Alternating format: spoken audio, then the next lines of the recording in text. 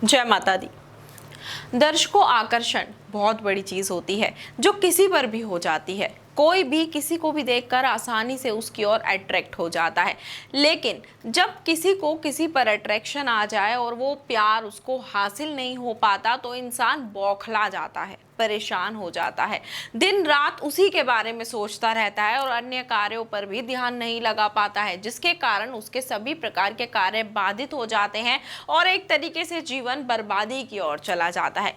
लेकिन जिसके बारे में वह विचार करता है, यदि वही उसको हासिल हो जाए तो उसके जीवन का उद्धार हो जाता है।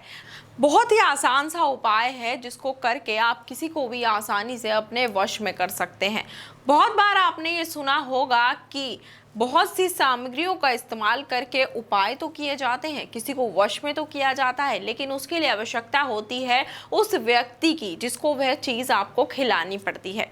लेकिन आज जो मैं आपको टोटका बताने जा रही हूँ बहुत ही सरल टोटका है। किसी को कुछ नहीं खिलाना है, आप खुद ही इस टोटके को कर सकते हैं। बहुत ही आजमाया हुआ टोटका है।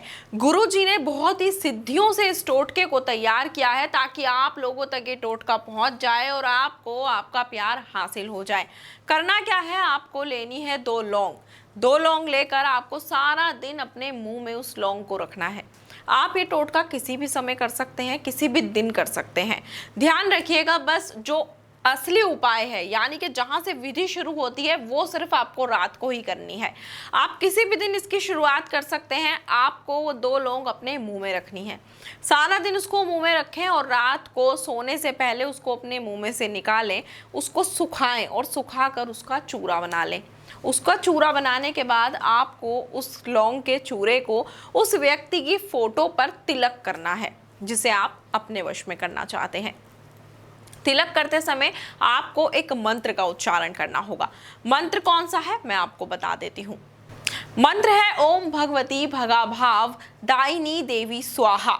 इस मंत्र का आपको 3 बार उच्चारण करना है। इस उच्चारण को करने के बाद आपको 3 दिन लगातार ये उपाय करना है। 3 दिन लगातार यानी कि आपको उस लौंग का तिलक उस व्यक्ति की फोटो पर करना है।